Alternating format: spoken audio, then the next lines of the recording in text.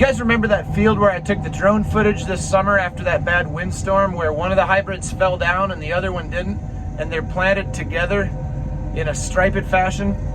We're gonna head up there today and try to take some of that corn out, just see how bad the down corn is gonna be.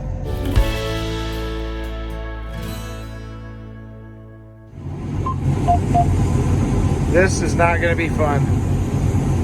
This hybrid, on the other hand, is standing pretty good. You can really see the difference from here. Look at this corn that I'm on right now, and look at that corn that we're gonna be on headed back. I assume the yield's gonna be worse on the corn that fell down, but I'm not 100% sure. The only thing that I'm 100% sure of is that it's not gonna be very much fun to combine. That's what I was afraid of. It's just breaking off and piling up on top of the head. This is not gonna be good. It's just breaking off and piling on top of the head. I don't know what to do next.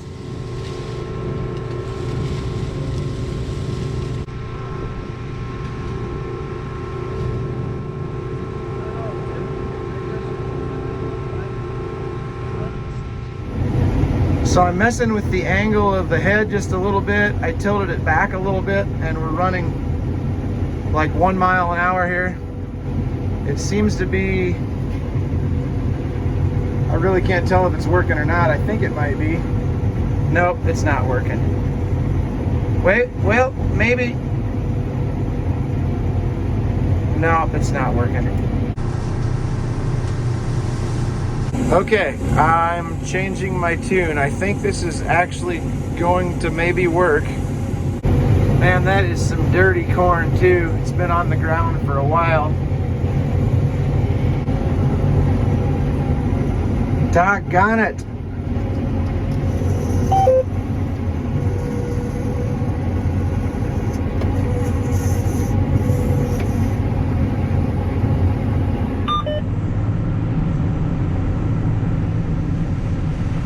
So it seems like the biggest problem actually is where the down corn is tangled into the corn that's not down. So I don't know if this is going to work or not, but it almost seems like our only chance at getting through it is combining it this direction and letting that one row fall over first. I don't know if that's going to work or not, but we'll see. Yeah, I was going to suggest that. I think you'd be better off going the way on. So we finally found a system that works. As you can see, the corn is leaned over to the right really bad. It's almost all the way down on the ground. And as long as we get the good standing corn out of the way first, we can get this down corn to flip back up into the head. But if we try to combine the down corn first while it's still leaning into the standing corn, the roots are just so small on this down corn and the stalks are so bad that being tangled up with the standing corn next to it, it just tears the root right out of the ground and piles all the corn right on top of the head. It's going to take a long time to get this field out, but it looks like we're going to be able to get it harvested, thankfully.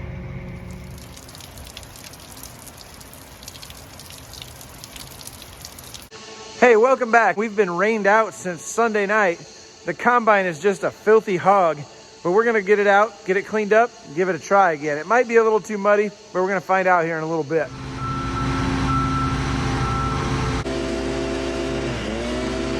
Looks like we've got pretty even emergence on the top of the feeder house here. I gotta admit, I didn't think it was gonna be dry enough to combine, but I'm wrong. It's actually working pretty good. I stand corrected, or I sit corrected.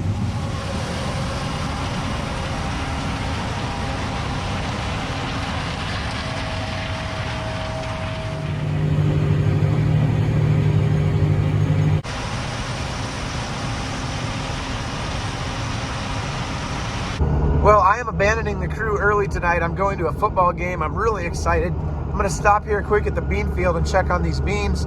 We're hoping we can get into these beans again tomorrow. I don't know.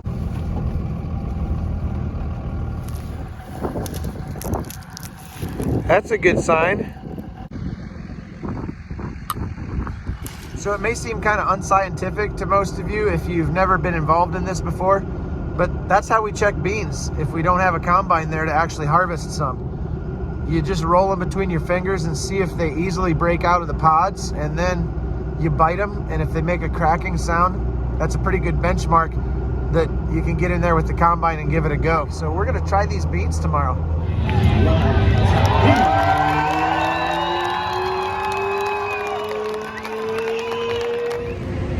Well, unfortunately, the bad guys won the football game last night, but that's the way it goes sometimes. First loss of the season.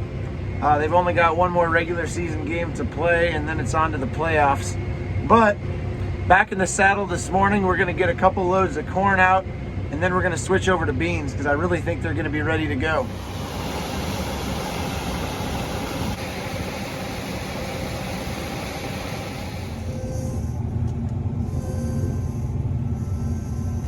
We are on the way to check the beans. We're taking the combine because we think it's gonna work. I sure hope they're dry enough, don't you, Andrew? Yeah.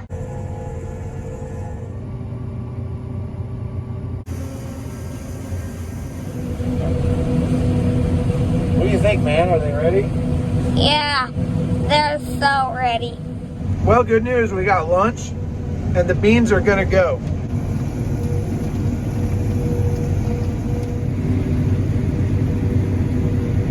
Well, we're trucking now, aren't we, Andrew? Are we having fun? And he instead threw it away. 402.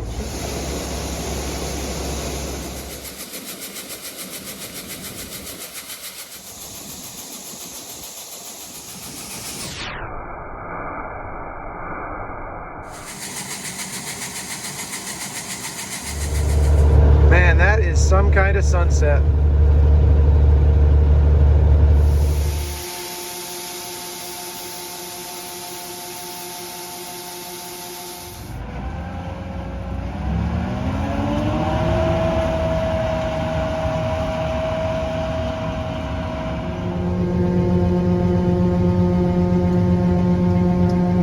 It is time to call it a night, buddy. It's almost 10 o'clock. Let's shut her down.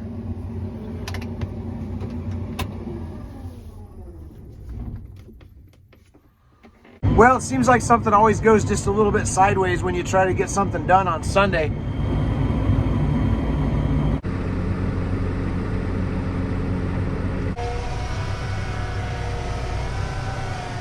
Well, just like that, we're back in business.